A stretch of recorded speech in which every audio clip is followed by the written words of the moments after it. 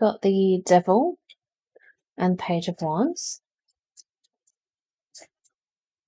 Give us one more card, please. One more card. What can you tell us about this love reading?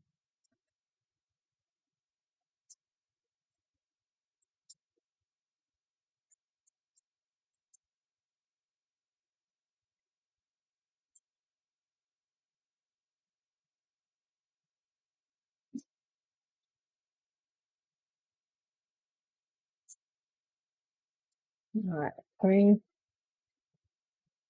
Okay, they wanted the 10 of Pentacles, but they all came out. Yeah, these are definitely not for the reading. Okay, I think I just were like, hold on, I got a card for you. So first one, as mentioned, oh, I forgot what I was doing actually. I was zooming in.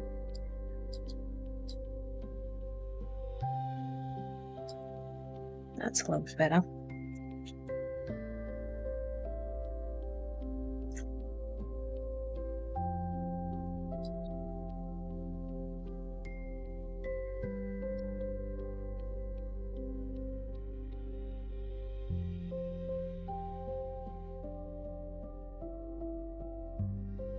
There we go.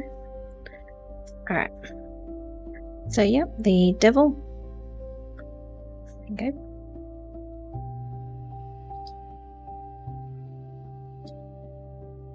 And this one here is really giving the sense that I want it now. I want this to hurry up and come. Like, when is things gonna happen for me? Why isn't it happening yet? A lot of wants here. Definitely getting patience is a virtue. And not forcing something. It feels like we might be trying to force something. It could be that you're sitting there thinking, okay, I really want this person, or I'm very invested already in pursuing a relationship with someone in particular. It feels like if you do pursue that, or if a relationship does stem from that, it's going to be a relationship that ends very, very dramatically, and it could cause more harm than good.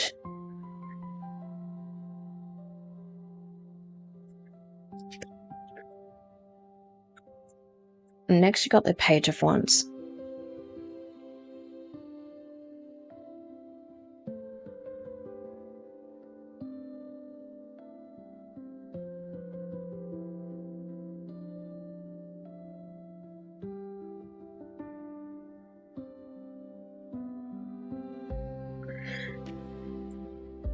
Yeah, the relationship could be one that you're been wanting, but it's definitely feeling as if it's like, if you do end up in one where you're very particularly wanting a certain person, or you feel like you've invested already by like working out their wants and needs, and then it's a case of they might not be invested in you as much as you are in them, and it feels like it could be something that's related to someone that you do know, because I know from yesterday that we talked about that the person that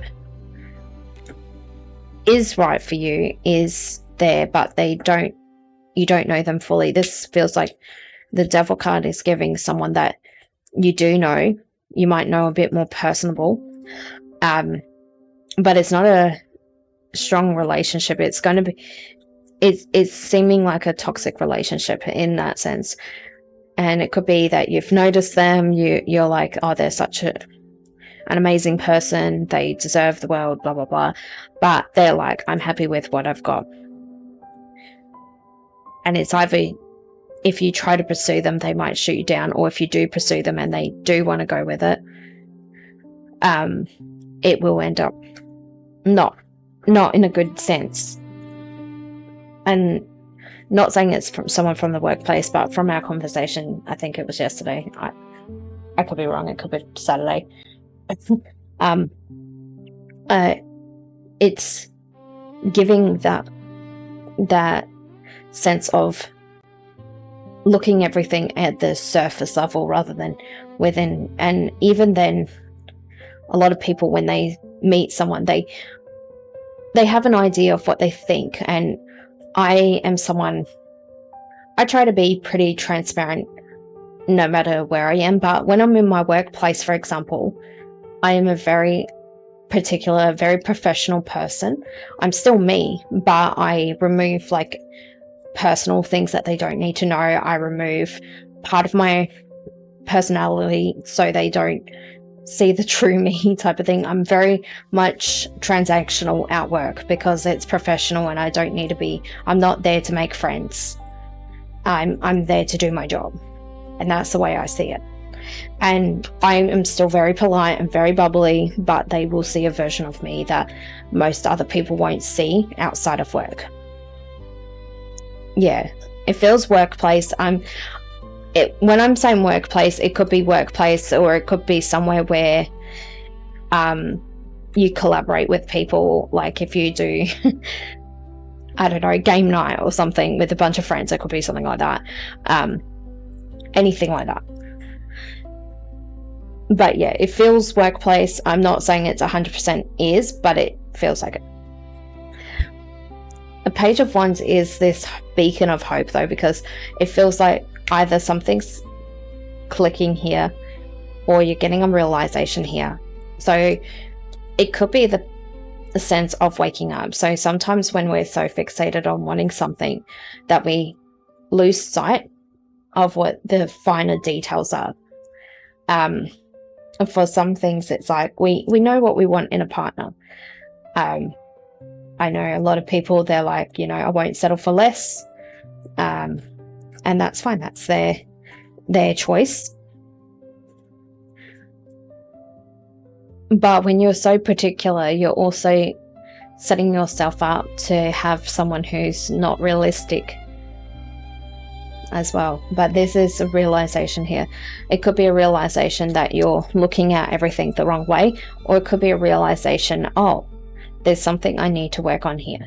This realization, it feels more on the growth side of things, where maybe someone says something and you're like, oh, that's something I don't really like about myself, or that's something I feel I could grow from. And it's a good way to reflect is when someone gives you something, advice or something, don't take it to heart. Take it to, okay, is that something that I can control? Is that something I need to improve on?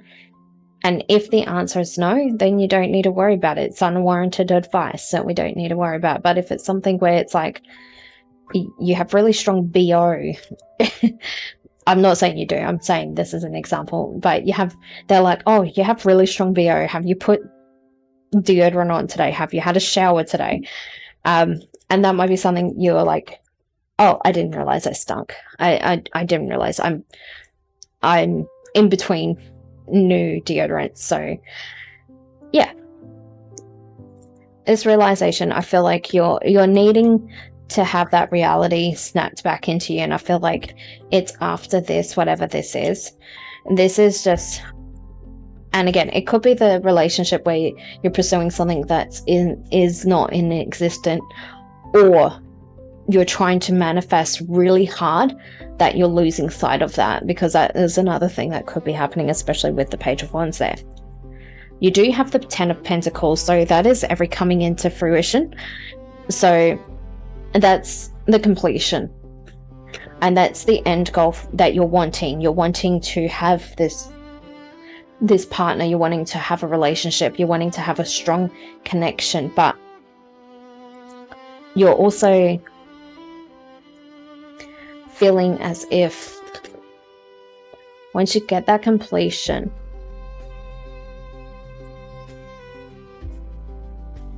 there's something here where you're like, is it too good to be true? Or is it, I don't know, it feels like you're almost doubting what's happening. And it could be that you've waited so long, you're like, I've waited years, or I've waited a year or 6 months, whatever it is. And it's finally here, but this feels too good to be true. I must be dreaming. I've got to pinch myself. I must be dreaming. But just remember, you deserve it. you put in the work, whatever it is, and you allowed yourself to be in the right space at the right time. You allowed yourself to be on the right journey at the right time. It's all these things. You do need to be open-minded, I'm getting told as well. So that might be something, I don't know if you're someone who is a bit more closed off to conversations, especially when it's something against you, but open-mindedness. Maybe this is someone who has a perspective on something that you feel you're an expert. It is okay. So they might have a different perspective on something that you're very passionate about.